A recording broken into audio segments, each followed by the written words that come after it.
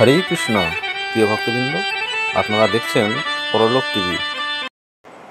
তো ভগবানের অনন্ত স্বরূপ রয়েছে, রূপ গোস্বামী ব্যাখ্যা করছেন। তার মধ্যে মুখ্য হচ্ছে তিনটি: কৃষ্ণ ভগবান, রামচন্দ্র ভগবান এবং নৃসিংহদেব ভগবান। ভগবান শ্রীকৃষ্ণ ভগবদ্গীতাতে বলছেন, পরিত্রাণায় সাধুনাং বিনাশায় চ দুষ্কৃতম ধর্ম সংস্থাপনার্থায় সম্ভবামি যুগে যুগে। কৃষ্ণ ভগবান বলছেন যে তিনি প্রতিযুগে অবতীর্ণ হন। তো প্রতিযুগে যিনি অবতীর্ণ হন সেটি হচ্ছেন ভগবানের যুগ অবতার, যুগাবতার। সত্যযুগে, ত্রেতা যুগে, দ্বাপর যুগে, কলিযুগে ভগবান অবতীর্ণ হন। কিন্তু কৃষ্ণ তিনি অবতার নন, তিনি হচ্ছেন স্বয়ং ভগবান। এতে চাংশ কলাপংশ কৃষ্ণস্তু ভগবান স্বয়ং ইন্দ্রারি বাকুলম লোকম বিরয়ন্তি যুগে যুগে। তো স্বয়ং ভগবান কৃষ্ণ তিনি প্রতিযুগে অবতীর্ণ হন না। তিনি ব্রহ্মার একদিনে একবার অবতীর্ণ হন। ব্রহ্মার একদিনকে বলা হয় একটি কল্প। এক কল্প মানে 1000 চতুর্যুগ। এক চতুর্যুগ মানে হচ্ছে 43,20,000 বছর। তাকে 1000 দিয়ে গুণ করলে যত হয় সেটি হচ্ছে একটি কল্প, অর্থাৎ ব্রহ্মার একদিন, অর্থাৎ আমাদের 12 ঘন্টা। সেটা হচ্ছে ব্রহ্মার 12 ঘন্টা, 1000 চতুর্যুগ। তো 1000 চতুর্যুগে কৃষ্ণ ভগবান একবার অবতীর্ণ হন। তো যে শ্লোক গীতাতে বলা হয়েছে যুগে যুগে, সেটি কৃষ্ণের জন্য হবে কল্পে কল্পে। তিনি প্রতি কল্পে আবির্ভূত হন। রামচন্দ্র ভগবানও ব্রহ্মার একদিনে একবার অবতীর্ণ হন, তিনিও কল্পে কল্পে। আর নৃসিংহদেব ভগবানও ব্রহ্মার একদিনে একবার অবতীর্ণ হন। তো সেই কারণে এই তিনটি স্বরূপ হচ্ছে অত্যন্ত গুরুত্বপূর্ণ, বিরল এবং বিশেষ। আর শ্রীমদ্ ভাগবতের একটা পুরো স্কন্ধ, সপ্তম স্কন্ধ, নৃসিংহদেব সম্বন্ধে আলোচনা করা হচ্ছে। নৃসিংহদেব সম্বন্ধে কম আলোচনা করা হয়েছে, তার থেকে বেশি আলোচনা করা হয়েছে প্রহ্লাদ মহারাজ, এবং তার থেকে বেশি আলোচনা করা হয়েছে হিরণ্যকশিপু সম্বন্ধে। হিরণ্যকশিপু তো অসুর, তো তার সম্বন্ধে এত বিস্তারিতভাবে আলোচনা করা হয়েছে কেন? কারণ হিরণ্যকশিপুর কারণে নৃসিংহদেব আবির্ভূত হয়েছে। তো অনেকে বলবে হিরণ্যকশিপু হলেই ভালো, তাহলে তারা হিরণ্যকশিপু হলে তার সম্বন্ধে আলোচনা বেশি হচ্ছে ভাগবতে। তো হিরণ্যকশিপু হচ্ছেন অসুর, কিন্তু সেই ধরনের অসুর হওয়া অত্যন্ত বিরল, অত সহজ নয়। তো হিরণ্যকশিপু আর প্রহ্লাদ, এই দুটো চরিত্র নিয়ে আজকে আমরা আলোচনা করব। দুটি বিপরীতমুখী চরিত্র। প্রহ্লাদ হচ্ছেন মহান ভক্ত, আর হিরণ্যকশিপু হচ্ছেন ভয়ানক অসুর। মহান বলাটা ঠিক হবে না, ভয়ানক অসুর। তো হিরণ্য মানে হচ্ছে সোনা, আর কশিপু মানে হচ্ছে নরম বিছানা। নাম থেকেই বোঝা যাচ্ছে যে হিরণ্যকশিপুর কার্যকলাপ কি ছিল। আসরিক কার্যকলাপ মানে হচ্ছে অর্থ এবং যৌন সুখভোগ, কনক এবং কামিনী। এই জগতের আনন্দের উৎস হচ্ছে কনক এবং কামিনী। আর অসুরেরা এই দুটি বিষয়ের প্রতি বিশেষভাবে আসক্ত। আর এই আসক্তি হচ্ছে জড়জগতের বদ্ধ অবস্থার প্রধান কারণ। শ্রীল ভক্তি সিদ্ধান্ত সরস্বতী ঠাকুর প্রভুপাদ বলছেন, বৈষ্ণবকে কনক কামিনী প্রতিষ্ঠা বাগিনী ছাড়িয়াছে যে, সেই তো বৈষ্ণব। বৈষ্ণব হতে গেলে তিনটে জিনিস ছাড়তে হবে: কনক, কামিনী আর প্রতিষ্ঠা। কনক ছাড়া কঠিন, কামিনী ছাড়া আরও কঠিন, প্রতিষ্ঠা ছাড়া আরও কঠিন, প্রায় অসম্ভব। তো যারা বৈষ্ণব হতে চায় তারা কনককে ছেড়ে দেয়, তেমনি কেউ অনেক কষ্ট করে ছেড়ে দেয়, কিন্তু প্রতিষ্ঠাতে গিয়ে আটকে যায় এবং সেই আটকানো অবস্থাকে অতিক্রম করতে অনেকের অনেক জন্ম লেগে যেতে পারে। কিন্তু এই তিনটেকে না ছাড়লে আমরা বৈষ্ণব হতে পারবো না, আর বৈষ্ণব না হলে ভগবানের কাছে আমরা পৌঁছতে পারবো না। তো হিরণ্যকশিপু হচ্ছেন একজন অসুর এবং তিনি হচ্ছেন এই জড়জগতের ভোগে তীব্রভাবে আসক্ত এবং তিনি হচ্ছেন বিষ্ণু বিরোধী, ভগবানের বিরোধী। যারা ভগবানকে মানেন তাদেরকে বলা হয় সুর, আর যারা ভগবানকে মানেন না তাদেরকে বলা হয় অসুর। হিরণ্যকশিপু ভগবত বিদ্বেষী। কেন? তার খুব ক্রোধ। কার প্রতি? বিষ্ণুর প্রতি। কেন বিষ্ণুর প্রতি ক্রোধ? কারণ বিষ্ণু তার ভাই হিরণ্যকশিপুর ভাই হিরণ্যাক্ষকে হত্যা করেছে। তাই হিরণ্যকশিপু প্রতিজ্ঞা করেছে এই বিষ্ণুকে মেরে ছাড়বে। বিষ্ণুকে হত্যা করাই হচ্ছে তার জীবনের একমাত্র লক্ষ্য। আর তিনি ভাবলেন আমি যদি অমর হয়ে যাই তাহলে আমি অত্যন্ত শক্তিশালী হয়ে যাব, তাহলে আমি বিষ্ণুকে হত্যা করতে পারব। এটা হচ্ছে অসুর বুদ্ধি। অসুরেরা ভাবে যে অমর হয়ে যাব নিজের চেষ্টায়, কিন্তু অসুর হলেও হিরণ্যকশিপু জানে যদি আমি অমর হতে চাই তাহলে আমার কৃপা লাগবে। তো কার কৃপা লাগবে? ভাবলেন যে ব্রহ্মাই হচ্ছে মহান ব্যক্তি, এই ব্রহ্মাণ্ডের শ্রেষ্ঠ ব্যক্তি হচ্ছেন ব্রহ্মা। তাই তিনি ভাবলেন আমি ব্রহ্মাকে আরাধনা করব, তপস্যা শুরু করলেন। তা আমরা ভাবি ভক্তরাই তপস্যা করে। যে কোনো জিনিসে সফলতা লাভ করতে গেলে তপস্যা করতে হবে, সহজে কিছু পাওয়া যায় না। যারা পড়াশোনায় ভালো ফল করতে চায় তাদেরকে তপস্যা করতে হয়, যারা অনেক অর্থ উপার্জন করতে চায় তাদেরকেও তপস্যা করতে হয়, ভালো গায়ক হতে গেলে তপস্যা করতে হয়। তো যে কোনো জিনিসে আমরা যদি সফলতা লাভ করতে চাই তাহলে সহজে কিছু হয় না, তপস্যা করতে হয়, কষ্ট স্বীকার করতে হয়। তো হিরণ্যকশিপুর তপস্যা কিরকম তপস্যা? তপস্যা শুনলে অবাক হয়ে যাবে আপনারা। শ্রীমদ্ ভাগবতে ব্যাখ্যা করা হচ্ছে, অন্যান্য পুরাণেও ব্যাখ্যা করা হচ্ছে। হাজার হাজার বছর ধরে তপস্যা করছেন এক পায়ে দাঁড়িয়ে, তাই তো? এক পায়ে দাঁড়িয়ে, কিছু খাওয়া নেই, কিছু পান করা নেই, কিছু নিঃশ্বাস প্রশ্বাসও নিচ্ছে না। এই তপস্যা বলছে হিরণ্যকশিপুর মতো তপস্যা অতীতে কেউ করেনি, ভবিষ্যতে কেউ করতে পারবে না, এরকম তপস্যা। তপস্যা চার স্তরে হয়: তামসিক তপস্যা, রাজসিক তপস্যা, সাত্ত্বিক তপস্যা এবং শুদ্ধ সাত্ত্বিক তপস্যা। তামসিক তপস্যাটা কিরকম? যে তপস্যার উদ্দেশ্য হচ্ছে অন্যকে কি করা? ক্ষতি করা। হিরণ্যকশিপুর তপস্যা যে তমগুণের তপস্যা।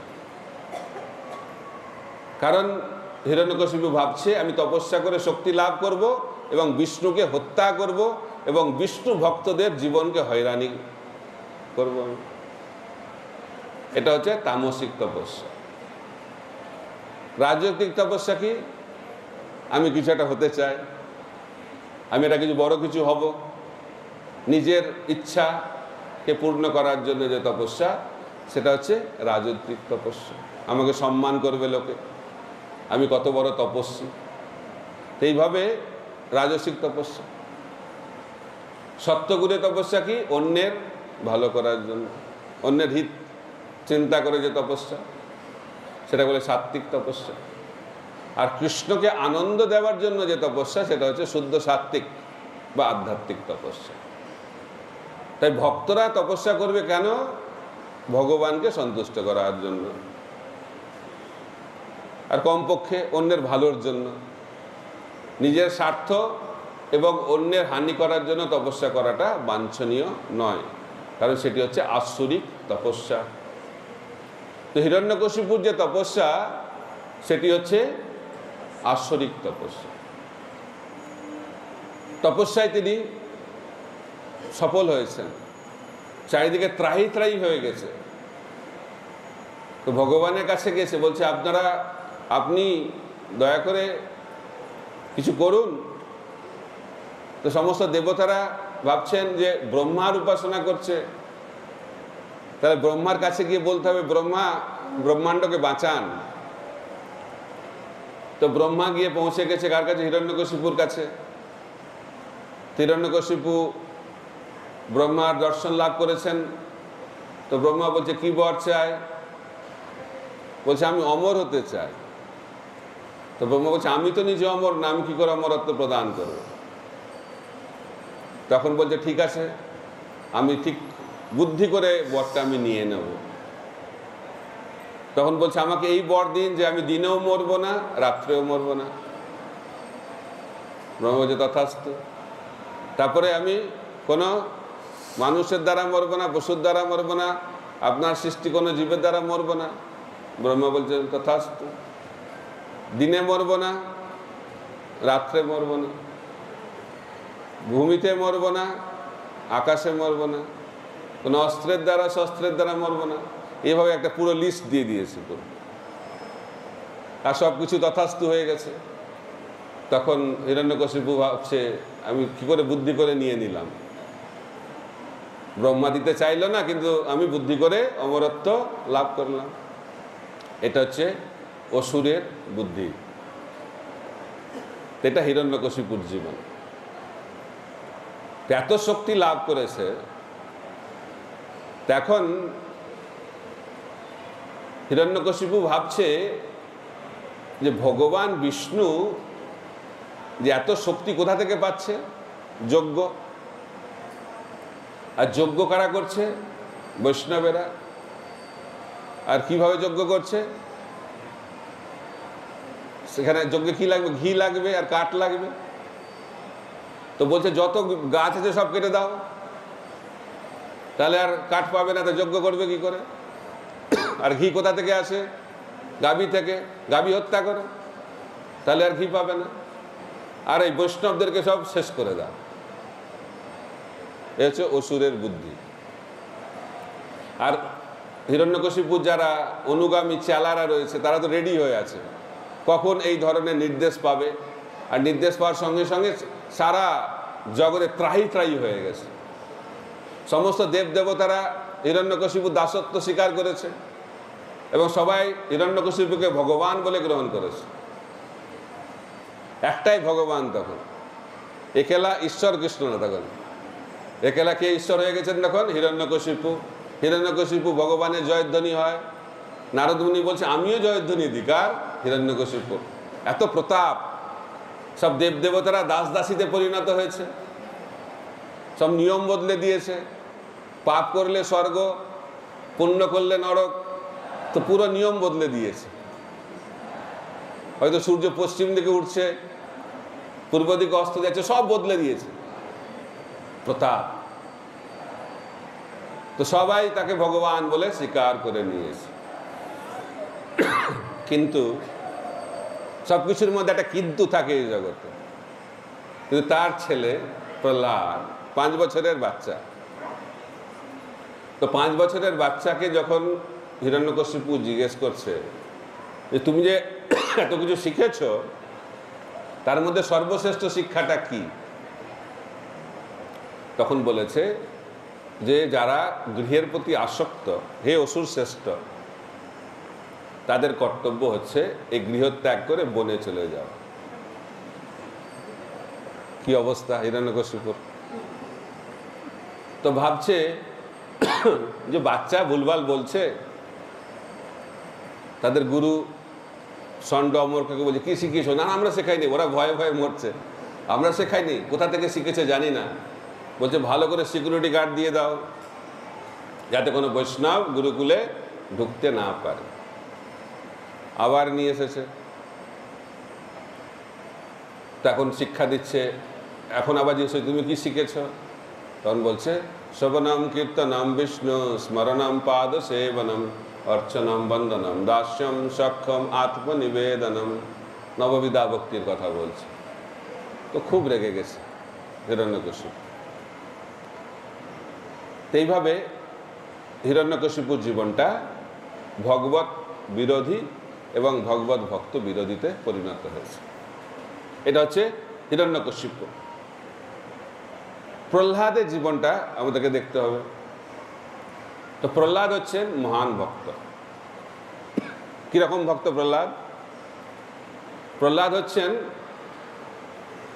নিত্যসিদ্ধ এবং সাধন সিদ্ধ ভক্তের দুটি স্বরূপ একত্রিতভাবে প্রহ্লাদ মহারাজ রূপে আবির্ভূত হয়েছে। সাধনা ভক্তি, আর সাধনা ভক্তির ফল হচ্ছে সিদ্ধি। সাধনা ভক্তি থেকে হয় রতির উদয়, রতি গাঢ় হইলে তারে প্রেম নাম কয়। তা আমরা যে সাধনা ভক্তি করি তার উদ্দেশ্যটা কি? উদ্দেশ্যটা হচ্ছে প্রেম ভক্তি লাভ করা। প্রেম ভক্তি মানে কৃষ্ণের প্রতি স্বতঃস্ফূর্ত আকর্ষণ। আত্মেন্দ্রিয় প্রীতি বাঞ্ছা তারে বলে কাম, কৃষ্ণেন্দ্রিয় প্রীতি ইচ্ছা ধরে প্রেম নাম। তো কৃষ্ণ প্রেম মানে হচ্ছে আমরা যা কিছু করব ভগবানকে সন্তুষ্ট করার জন্য করব। এটা হচ্ছে কৃষ্ণ প্রেম। এবং সেই কৃষ্ণ প্রেম কিভাবে পাওয়া যায়? সাধনা করলে। ভজনের মধ্যে শ্রেষ্ঠ নববিধা ভক্তি, কৃষ্ণ প্রেম কৃষ্ণ দিতে ধরে মহাশক্তি। তার মধ্যে সর্বশ্রেষ্ঠ নাম সংকীর্তন, নিরাপরাধে নাম লইলে পাই প্রেম ধন। বলা হচ্ছে ভজনের অনেক অঙ্গ রয়েছে। ভজন আর ভোজন দুটো জিনিস রয়েছে। ভোজন মানে হচ্ছে শরীরের জন্য যা লাগে সেটা হচ্ছে ভোজন, আর আত্মার জন্য যেটা লাগে সেটা হচ্ছে ভজন। এই জগতের মানুষ ভোজনের প্রতি বেশি আসক্ত, ভজনে কোনো উৎসাহ নেই। এটা হচ্ছে এই ভৌতিক সংসারের লক্ষণ। কিন্তু কৃষ্ণ প্রেম লাভ করতে গেলে আমাদেরকে ভজন করতে হবে। ভজনের অনেক অঙ্গ রয়েছে। সনাতন গোস্বামী অনেক অঙ্গের কথা বলেছেন, রূপ গোস্বামী 64টি অঙ্গের কথা বলেছেন। কিন্তু বলা হচ্ছে ভজনের মধ্যে শ্রেষ্ঠ নববিধা ভক্তি। প্রহ্লাদ মহারাজ যেটি বলেছেন, শ্রবণম কীর্তনম বিষ্ণু স্মরণম পাদ সেবনম অর্চনম বন্দনম দাস্যম সক্ষম আত্মনিবেদনম। এটা হচ্ছে নবদা ভক্তি। এই নবদা ভক্তি শ্রেষ্ঠ কেন? কৃষ্ণ প্রেম কৃষ্ণ দিতে ধরে মহাশক্তি। এই নবদা ভক্তির মধ্যে কৃষ্ণ প্রেম এবং কৃষ্ণ দেওয়ার শক্তি রয়েছে। তারপরে বলা যে তার মধ্যে সর্বশ্রেষ্ঠ নাম সংকীর্তন। এই নববিধা ভক্তির মধ্যে শ্রেষ্ঠ হচ্ছে নাম সংকীর্তন। আর অপরাধ শূন্য হয়ে যদি আমরা শুদ্ধভাবে নাম করতে পারি তাহলে অচিরাত আমরা কৃষ্ণ প্রেম লাভ করব। এটা হচ্ছে সিদ্ধান্ত। তো সাধন এবং সিদ্ধি। সাধন মানে হচ্ছে আদৌ শ্রদ্ধা, তত সাধু সঙ্গ, ভজন ক্রিয়া, অনর্থ নিবৃত্তি, নিষ্ঠা, রুচি, আসক্তি। এই শ্রদ্ধা থেকে আসক্তি হচ্ছে সাধনা ভক্তি। তারপরে হচ্ছে ভাব ভক্তি, তারপরে হচ্ছে প্রেম ভক্তি। তো এই শ্লোকে, যে শ্লোকটা আজকে আমরা পাঠ করলাম, সেখানে বলা হচ্ছে, প্রভুপাদ তাৎপর্য বলছেন, আমাদের ভজন কখন শুরু হয়? গুরুপাদাশ্রয়। সদ্গুরু চরণে যখন আমরা আশ্রয় গ্রহণ করি, সদ্গুরু আমাদেরকে ভজন ক্রিয়া প্রদান করেন, নবদা ভক্তি প্রদান করেন, বিশেষ করে শ্রবণ কীর্তন। এখন এই সাধনা করতে করতে যখন আমরা সিদ্ধি লাভ করব, সেটাকে বলা হয় কৃষ্ণ প্রেম। সেটা হচ্ছে সিদ্ধি।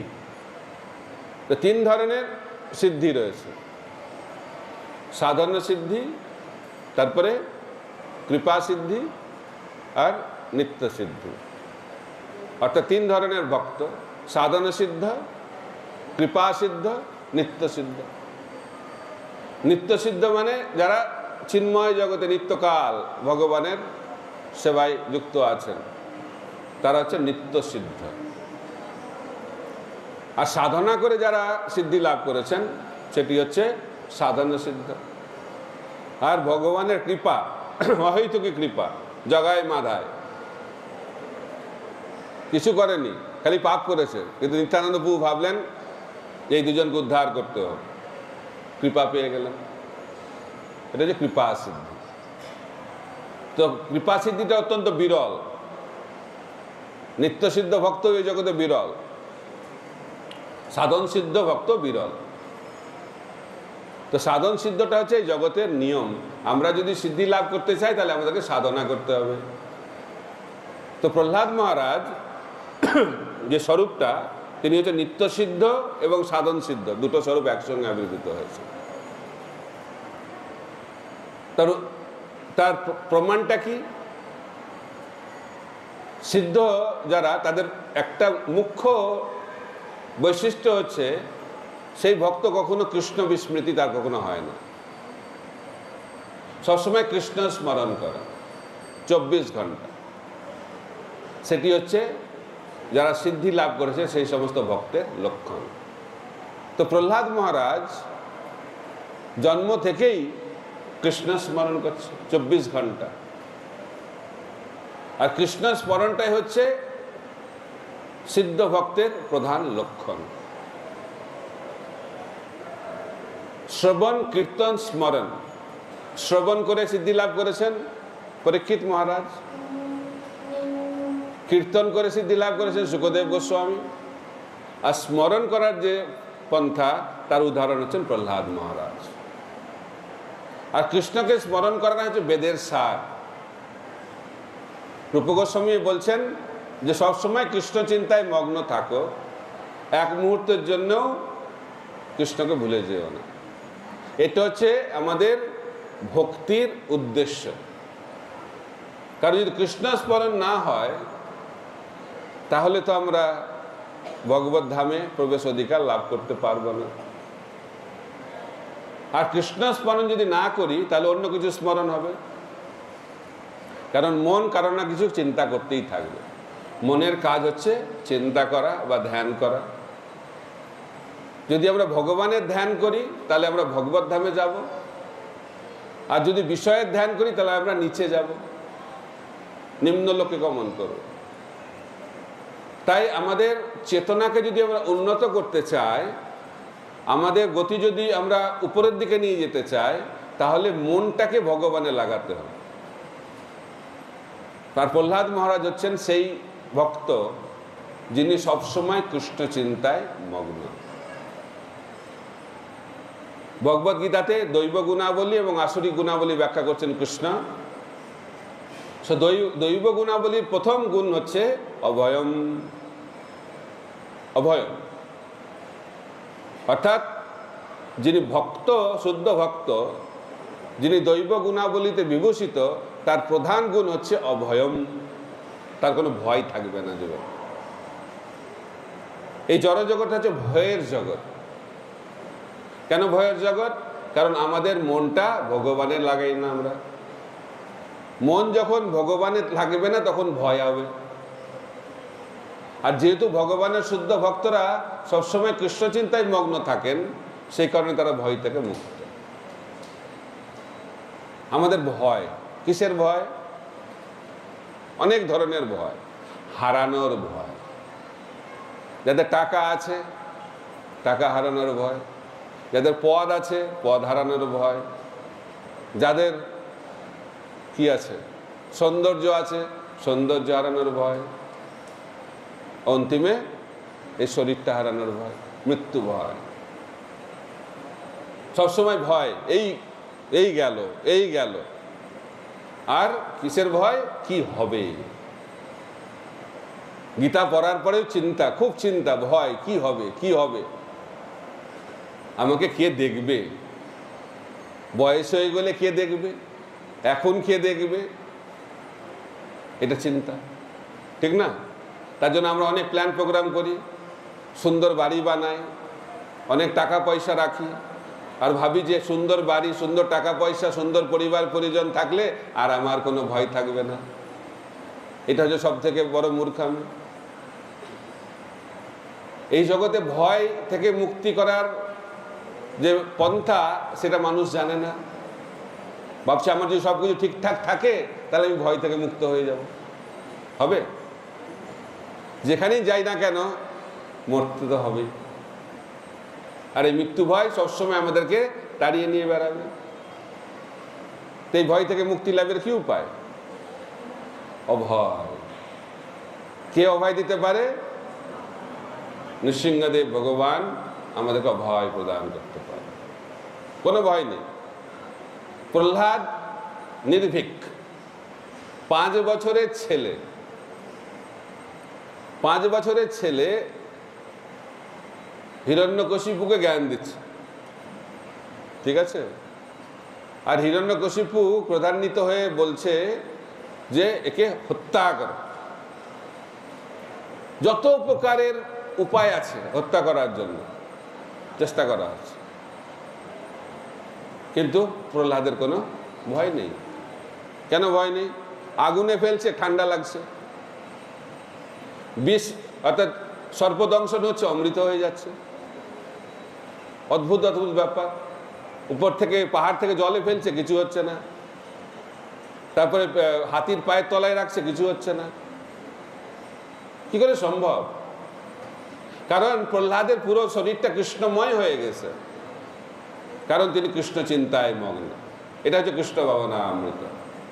তো যখন আমাদের মনটা কৃষ্ণে আবিষ্ট হয়ে যাবে, তখন ভয় সেখানে প্রবেশ করবে কি করে? ভয় কোথায় প্রবেশ করে? যেখানে কৃষ্ণ বিস্মৃতি রয়েছে। কৃষ্ণ বিস্মৃতি হচ্ছে ভয়ের কারণ। সেই কারণে কুন্তী দেবী বলছেন না, বারবার আমাকে সেই বিপদগুলো দাও, কারণ এখন আমার ভয় হচ্ছে, কারণ তুমি থাকবে না। সেটা হচ্ছে ভয়। এই জগতের বিপদটা ভয়ের কারণ নয়। ভয়ের আসল কারণটা কি? কৃষ্ণ বিহীন জীবন হচ্ছে ভয়ের কারণ। তো সেই কারণে মহাপ্রভু বলছেন, আমি বিনা বন্ধু আর কে আছে তোমার। তাই কৃষ্ণকে আমাদের বন্ধু হিসেবে গ্রহণ করতে হবে, উপলব্ধি করতে হবে যে তিনি হচ্ছেন আমাদের একমাত্র বন্ধু।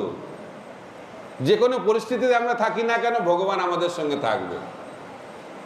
আমি কীট জন্ম গ্রহণ করলেও ভগবান আমাদের সঙ্গে থাকবে, দেবতার শরীর লাভ করলেও ভগবান আমাদের সঙ্গে থাকবে। পরমাত্মা হিসেবে আত্মার পাশে পাশে কে থাকেন? পরমাত্মা।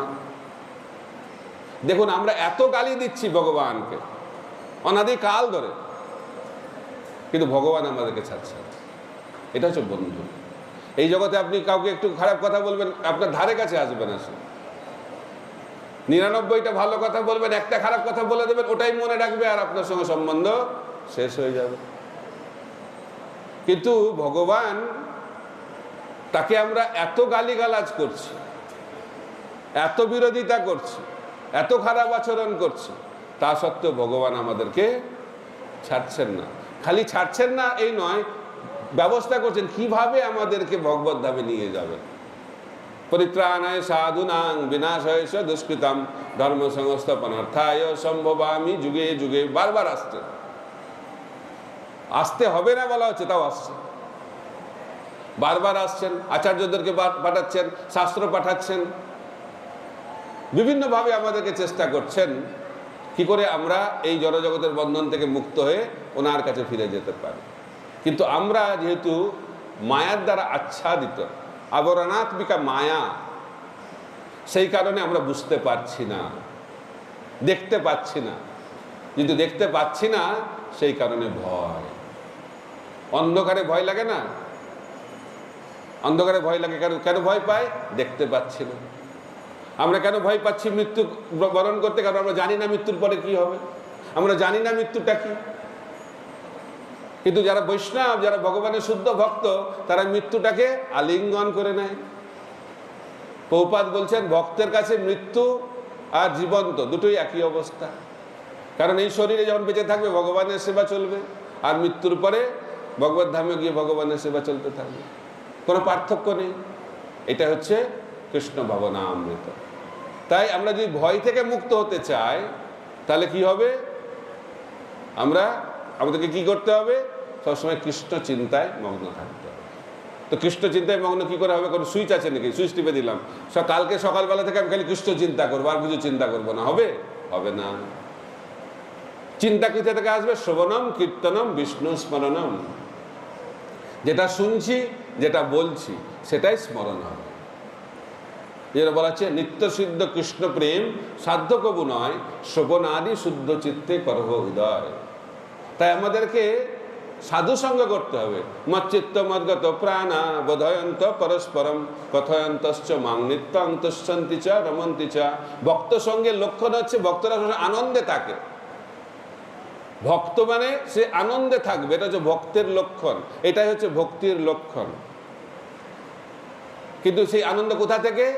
টাকা পয়সা থেকে নয়, পূজা প্রতিষ্ঠা থেকে নয়। কি থেকে আনন্দ?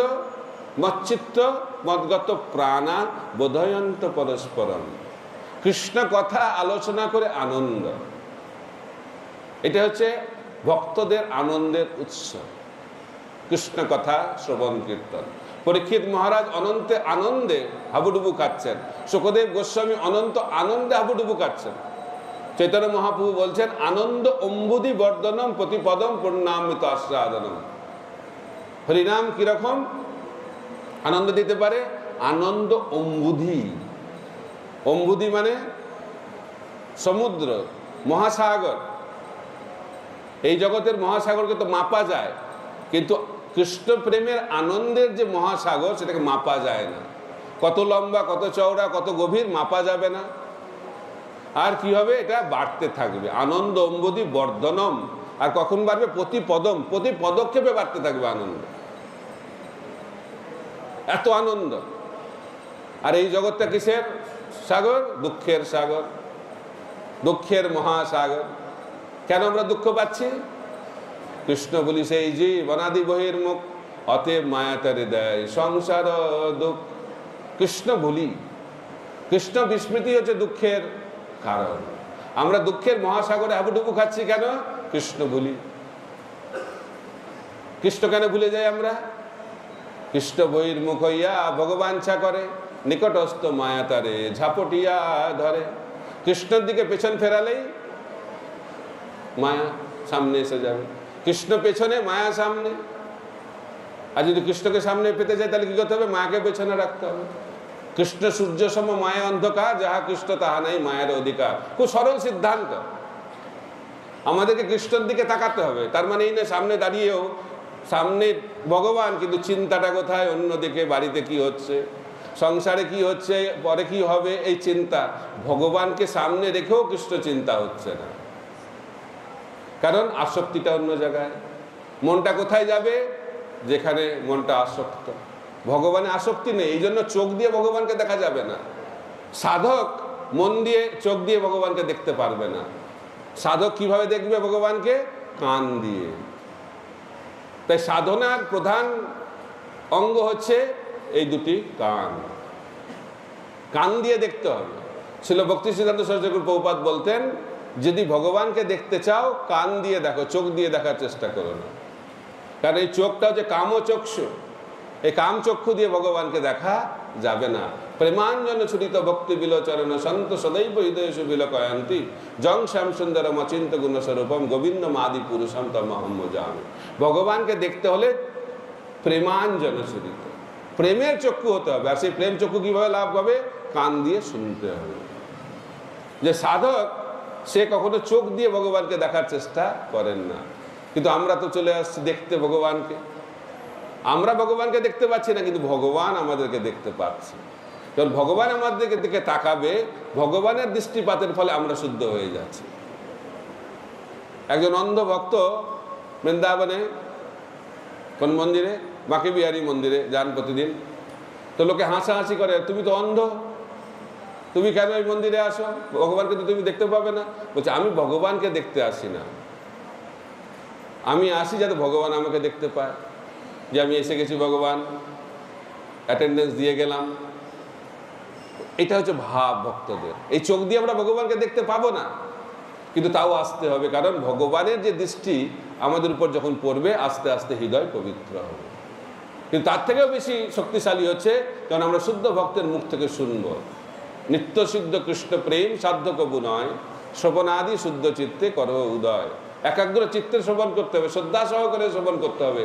আর কার মুখ থেকে শ্রবণ করতে হবে? যিনি হচ্ছেন উপলব্ধ আত্মা, যার আত্ম সাক্ষাৎকার হয়েছে, সেই সমস্ত ভক্তের মুখ থেকে শুনলে আমাদের হৃদয় পবিত্র হবে।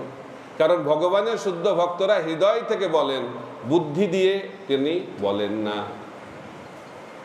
তাই বলা হচ্ছে যখন ভগবানের শুদ্ধ ভক্তরা হৃদয় থেকে বলেন, সেই শব্দ তরঙ্গে ভগবানের চরণের যে ধূলিকণা তার সুগন্ধ মিশ্রিত থাকে। সেটা হচ্ছে বীর্যবতী হরিকথা, যে কথা ভক্তের হৃদয় থেকে প্রকাশিত হয়।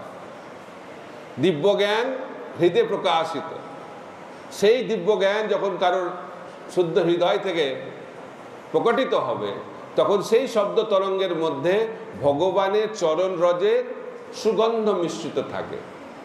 সেই চরণরাজ যখন একজন শ্রদ্ধালু শ্রোতার কানের মধ্যে দিয়ে তার হৃদয়ে প্রবেশ করবে, শাস্ত্র ব্যাখ্যা করছে, তখন ভগবান সেই বক্তার হৃদয় থেকে শ্রোতার হৃদয়ে স্থানান্তরিত হয়। আর এটাই হচ্ছে দীক্ষা। দীক্ষা মানে গুরুর হৃদয় থেকে যখন ভগবান শিষ্যের হৃদয়ে স্থানান্তরিত হয়, সেটি হচ্ছে দীক্ষা। আমরা মনে করি দীক্ষা মানে নাম বদলে গেল, নাম পরিবর্তন, মালা পরিবর্তন, বেশভূষা পরিবর্তন, সব পরিবর্তন হয়ে যাচ্ছে, কিন্তু আসল জিনিসটা পরিবর্তন হচ্ছে না। দীক্ষা মানে হচ্ছে হৃদয়ের পরিবর্তন, ভক্তি জীবন মানে হচ্ছে হৃদয়ের পরিবর্তন, চেতনার পরিবর্তন, ভাবনার পরিবর্তন, আচ্ছাদিত চেতনা, তারপরে সংকুচিত চেতনা, মুকুলিত চেতনা, বিকশিত চেতনা, পূর্ণ বিকশিত চেতনা। কৃষ্ণ প্রেম মানে হচ্ছে পূর্ণ বিকশিত চেতনা, যে চেতনায় ভক্ত ভগবানকে সবসময় 24 ঘন্টা দর্শন করে। সেটি হচ্ছে চিন্ময় অবস্থা। আর সেই চিন্ময় অবস্থায় রয়েছেন প্রহ্লাদ মহারাজ। প্রহ্লাদ মহারাজ তো সিদ্ধি লাভ করেছেন, আর তিনি তো নিত্যসিদ্ধ। তো যেদিন হিরণ্যকশিপুকে হত্যা করবে নৃসিংহদেব, তার আগের দিন প্রহ্লাদ মহারাজকে দর্শন দিয়েছেন নৃসিংহদেব। বলে, চিন্তা করো না, আমি তোমাকে সুরক্ষা দেব। সেই দর্শনের পরে প্রহ্লাদ মহারাজ সবসময় ভগবানকে দর্শন করছেন। স্থাবর জঙ্গমে দেখে না দেখে তার মূর্তি, সর্বত্র হয় তার ইষ্ট দেব স্ফূর্তি, সব জায়গায় ভগবানকে দর্শন করছেন।